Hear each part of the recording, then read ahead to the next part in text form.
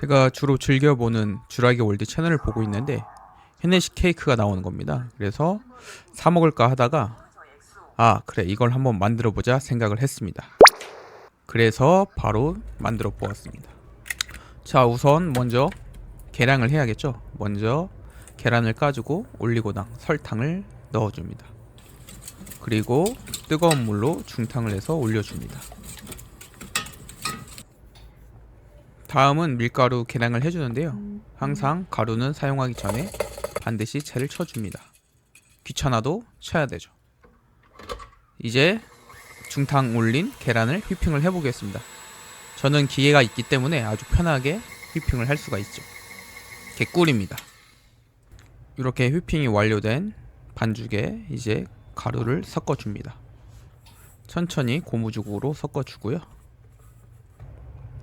미리 녹여놓은 버터를 반죽을 일부분을 덜어서 다시 골고루 섞어줍니다. 이제 오늘의 주인공 헤네시 VSP 꼬냑입니다. 이걸 만들려고 제가 새거를 하나 구입을 했습니다. 이제 뚜따를 해봅니다. 역시 소리가 경쾌하군요. 아까 만든 스펀지 시트에 헤네시 30ml를 넣고 다시 반죽을 잘 섞어줍니다.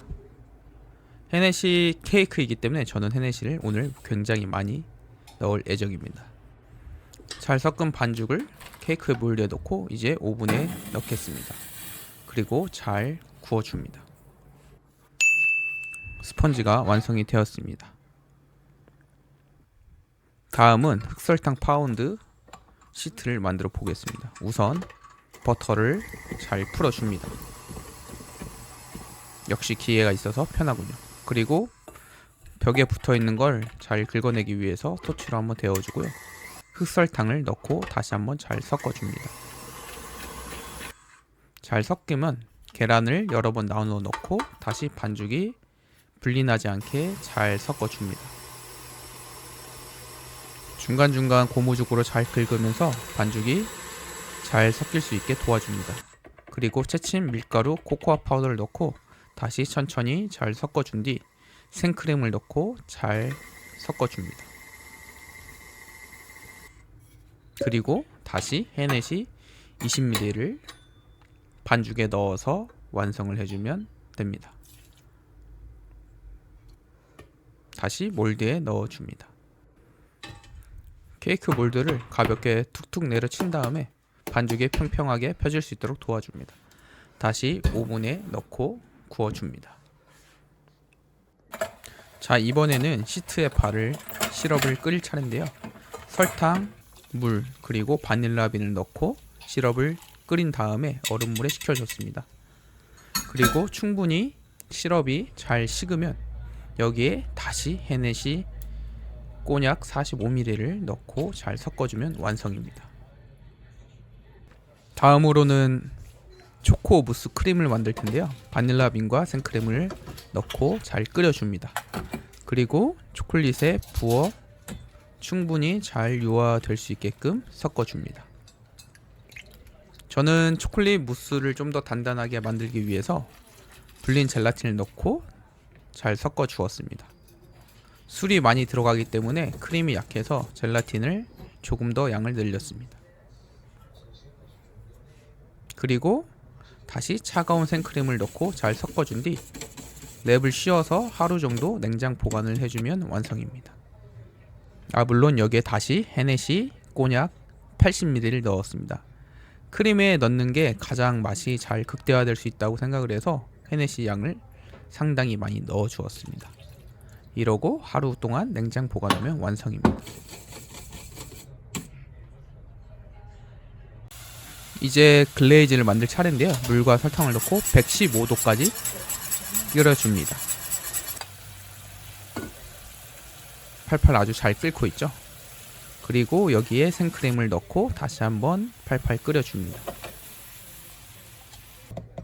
그리고 여기에 다시 식용색소를 넣고 잘 갈아주면 완성입니다. 물론 불린 젤라틴도 넣었습니다. 다음으로는 완성된 케이크 시트를 재단을 하겠습니다. 스펀지 시트는 두껍게 들어가기 때문에 제가 두꺼운 두께로 재단을 했고요. 흑설탕 파운드 시트는 얇기 때문에 제가 약 1.5cm 정도의 두께로 재단을 했습니다. 케이크 시트와 파운드 시트가 잘 어울릴 것 같습니다. 굉장히 기대가 됩니다. 그리고 시트를 좀 더 촉촉하게 만들어줄 시럽을 넣었는데요. 여기에 완전히 적셔 주었습니다. 좀 더 부드럽고 헤네시 맛을 극대화시킬 수 있게끔 시럽을 많이 적셔 주었습니다. 자, 전날 만든 크림을 다시 키친에 넣고 휘핑을 치겠습니다. 근데 뭔가 여기서 완성이가 좀 아쉬운 거예요. 그래서 다시 꼬냑을 넣어 주었습니다. 어게인 헤네시 30ml입니다. 헤네시가 굉장히 많이 들어가는 리얼 헤네시 케이크입니다.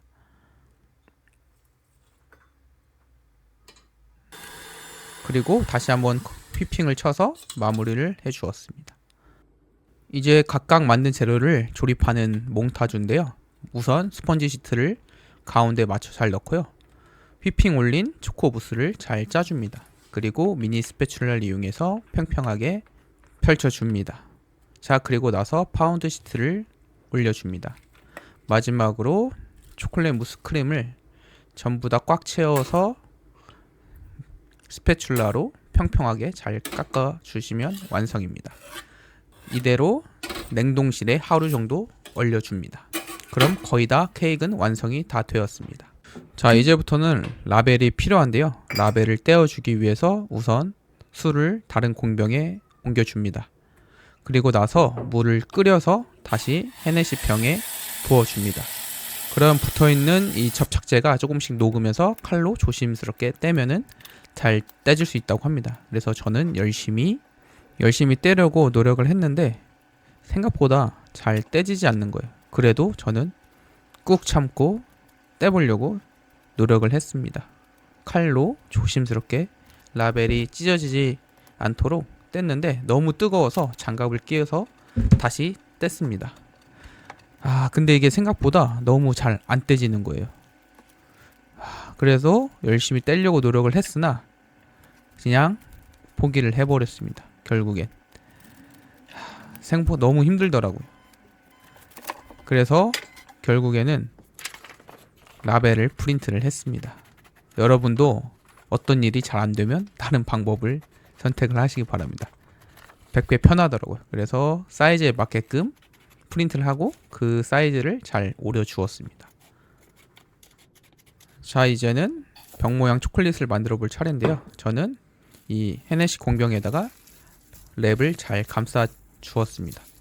이대로 초콜릿 병 모양을 만들 건데 이제 템퍼링 된 초콜릿을 준비를 해주고요. 병을 디핑을 잘 해줍니다. 그래서 살살 돌려서 초콜릿이 균일하게 묻게끔 해주고요. 이대로 다시 한번 굳혀줍니다. 그리고 초콜릿 두께가 너무 얇아서 다시 두 번째 디핑을 해줬습니다. 똑같은 방법으로 초콜릿을 찍고 천천히 병을 돌려서 완성을 해줍니다. 마치 메이커스 마크 왁스를 찍는 것 같은 느낌입니다.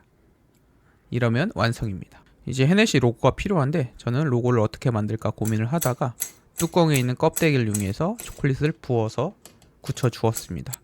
자, 굳은 초콜릿을 잘 떼주고요. 이제 식용 색소를 잘 발라주면 완성입니다. 어때요? 굉장히 고급스러운 헤네시 로고 초콜릿이 완성이 되었습니다.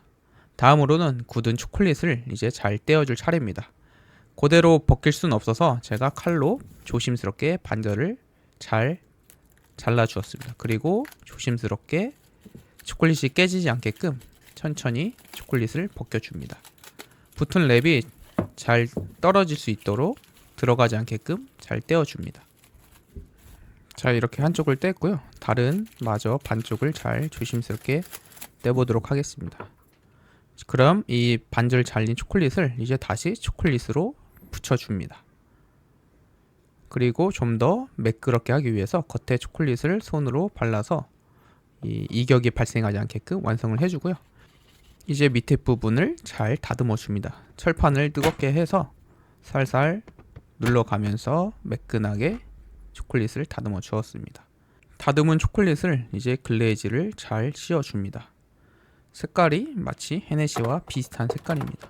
이렇게 조금씩 흔들어 가면서 조금 더 글레이즈가 잘 입혀질 수 있도록 완성을 해줍니다.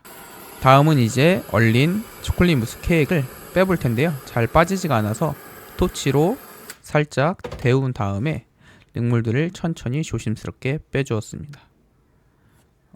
굉장히 멋있죠? 자, 그리고 이제 헤네시 로고 스티커를 붙였습니다. 로고를 붙이니까 진짜 헤네시 케이크가 다 완성된 것 같습니다. 다시 그리고 표면에 글레이즈를 씌워줍니다. 살짝 부족한 부분은 스패츌라를 이용해서 끝에 부분을 잘 다듬어 주었습니다. 굉장히 실제로 파는 케이크와 점점 비슷해집니다. 이제 거의 다 왔습니다. 다음으로는 아까 글레이즈 씌운 초콜릿을 올려주겠습니다. 각도를 잘 몰라서 실제 사진을 보면서 그 각도에 맞춰서 케이크를 올려주었는데요. 실제 케이크보다는 초콜릿이 조금 더 큰 것 같더라고요. 그리고 아까 만들어 두었던 헤네시 로고 초콜릿을 붙여줍니다. 저는 초콜릿을 이용해서 냉각제로 붙여서 붙여주었습니다. 초콜릿을 올리니까 진짜 헤네시 케이크 모양이 나왔습니다. 그리고 좀 더 디테일을 살리기 위해서 식용금을 마지막으로 데코를 해주었습니다. 자, 이제 완성된 케이크의 모습입니다. 어때요? 실제 판매하는 케이크와 굉장히 닮아있죠? 만드느라 너무 힘들었습니다. 이렇게 사진도 한방 찍어줍니다. 이제 케이크를 한번 잘라 보겠습니다. 케이크의 단면이 어떻게 나왔는지 정말 궁금한데요. 우선 조심스럽게 초콜릿 병 모양을 떼주고요. 그리고 붙어있는 비닐도 같이 제거를 해줍니다. 확실히 헤네시 꼬냑을 많이 넣어서 그런지 이 무스 자체가 굉장히 약하더라고요. 그래도 다행히 무너지지는 않았습니다. 자, 잘라서 스패츌라로 조심히 떼서 단면을 확인을 해봅니다. 자, 드디어 오늘의 페어링입니다. 오늘은 헤네시 케이크와 세 가지 꼬냑을 준비를 해봤습니다. 첫 번째 꼬냑은 헤네시 VSOP 40%입니다. 이 케이크를 만들었던 바로 대표적인 꼬냑이죠. 그리고 두 번째 브랜디는 키르기즈스탄에서 만든 7년 숙성 브랜디입니다. 굉장히 궁금한데요. 과연 맛이 어떨지 기대가 됩니다. 그리고 세 번째 꼬냑은 다니엘 부즈 로얄 60%의 꼬냑입니다. 다니엘 부즈 로얄은 논칠 피터링으로서 물을 거의 타지 않은 캐스크 스트렝스에 준하는 높은 알코올 도수를 갖고 있습니다.